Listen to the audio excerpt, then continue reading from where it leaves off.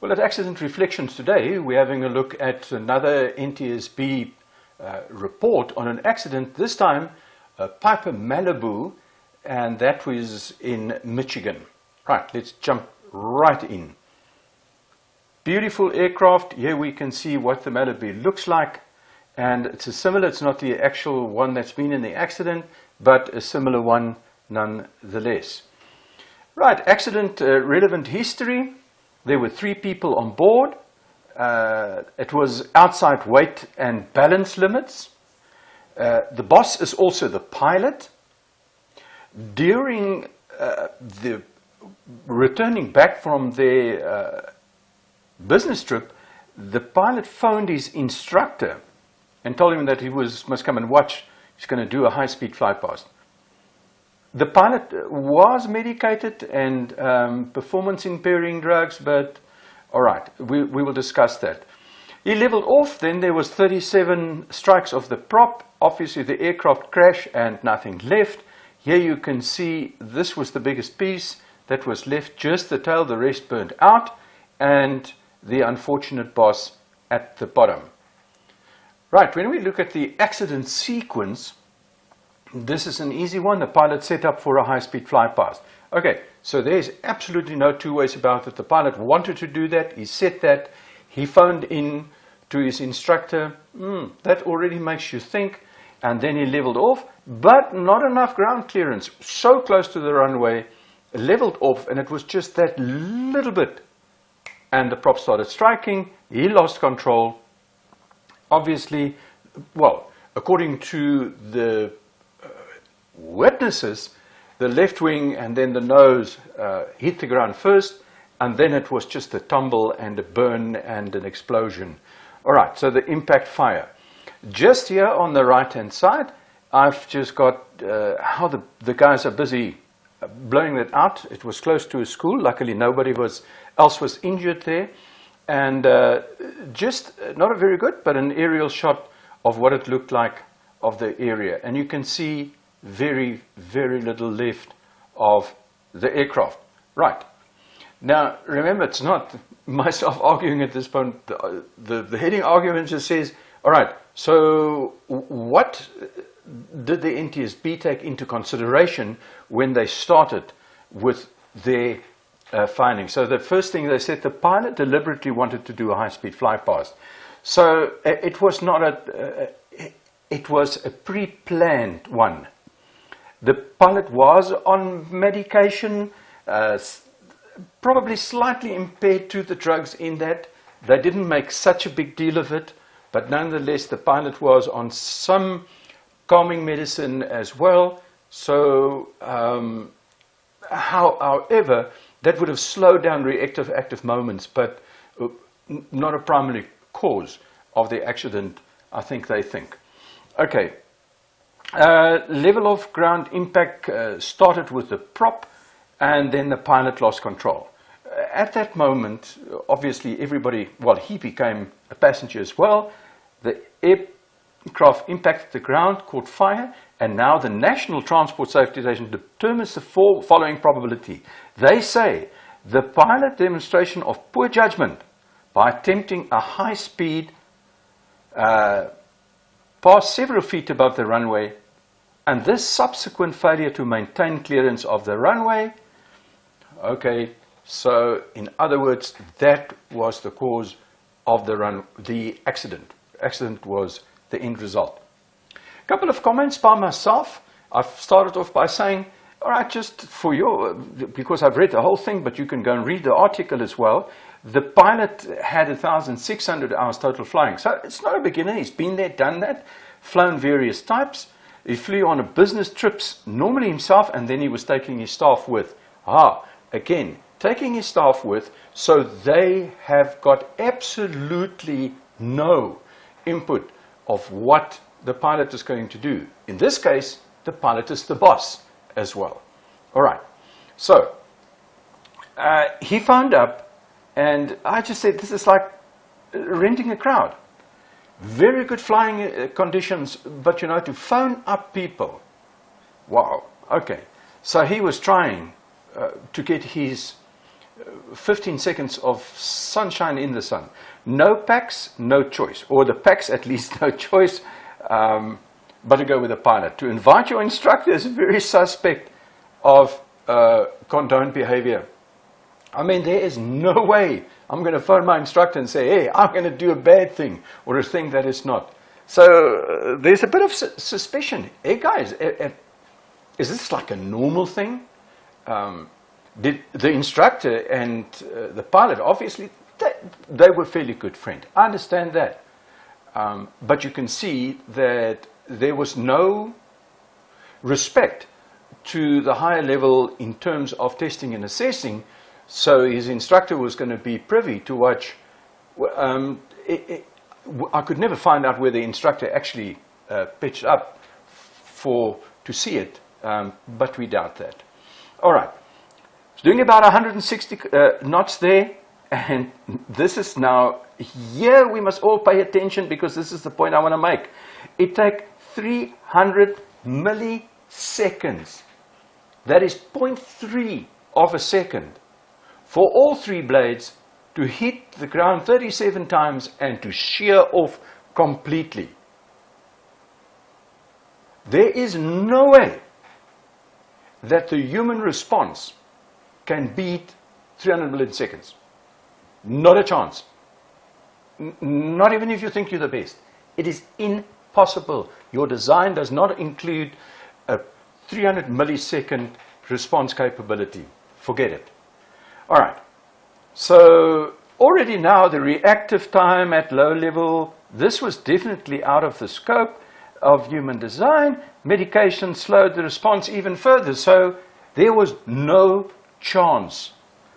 The height adjustment was worsened after a long flight at higher level. Right, just a quick one. Whenever you come from a long navigation or a long sortie that you've flown and you're coming in and you're coming to land, I promise you the depth perception, as a rule, bad news, bad lining after a very long flight. True. Okay. Let's see the recommendations. First of all, I say there's an attitude check required. Now, the attitude check here is the know-it-all, blow-it-all, boss can do it, will do it, show off and that, and renting a crowd and all that kind of stuff. I'm not just pointing to this pilot, of course, I'm speaking to us. He can't hear. The poor man is the mouse, but you and I, we're still alive, and we better heed to this and say, hey, come on, we must just do a self-check there and see, you know, what sort of strange or out-of-norm behavior do we hide somewhere inside. Do not condone praise for bad habits. My goodness, I see it all the time. Here comes a guy, he does the wildest thing, the worst thing, and you go, oh, he's such a good pilot, he's so good and he's so this and that. Are you crazy? You are showing total ignorance. Okay? No man, woman, no pilot that knows will condone rubbish like that. Shouldn't condone rubbish like that.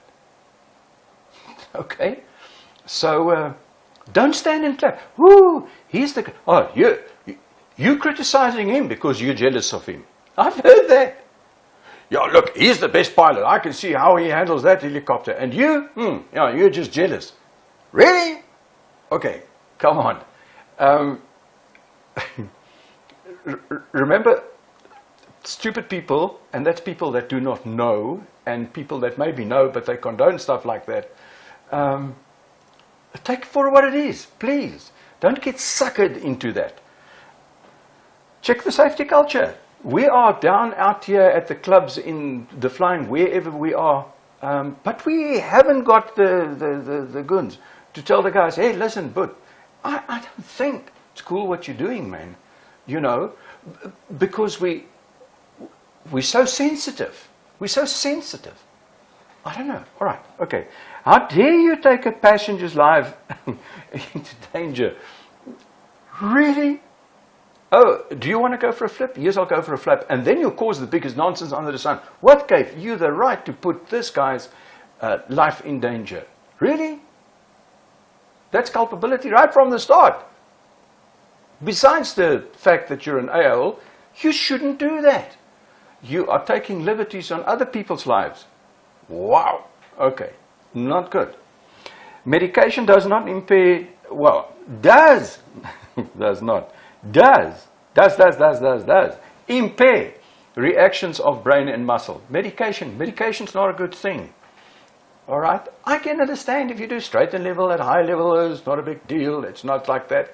But if you do high concentrated stuff, game operations, firefighting, crop spraying, that kind of stuff, low level shoot-ups, really guys, now you've got to be as sharp as a pin.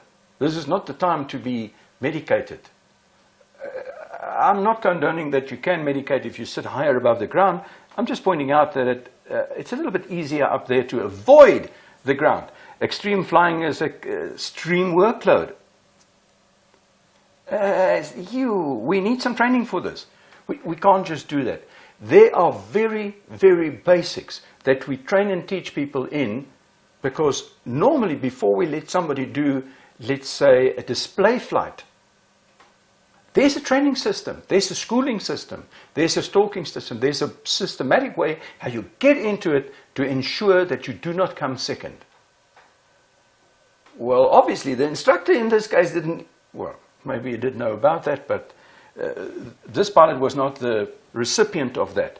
Legal liability of the loved ones, okay, the legal liability, the clean up, the rubbish and all of that is now left because you're dead. Yes. And now you've got no care in this world. I don't know where you have got a care, but not here. And now your family and your friends and the industry and everything is sitting up with your rubbish. Huh. Okay. So I said there's no such word as sorry in any SOP. You will not find an SOP with the word sorry. Sorry is not a professional word. Sorry comes after the fact. Sorry is a cheap word that you want to use for, as a scapegoat. You are really sorry you made an honest mistake. That I understand. This is not an honest mistake. This is a deliberate transgression, and I didn't want to make him flying to the ground. But when you fly yourself into tight corners like that, how many brain cells does it take to say that, maybe I can't get out of that? Really? And it's not that there was a shortage of brain cells. They should just have been used. All right. Do not judge your performance by skipping injury, let alone death. Good.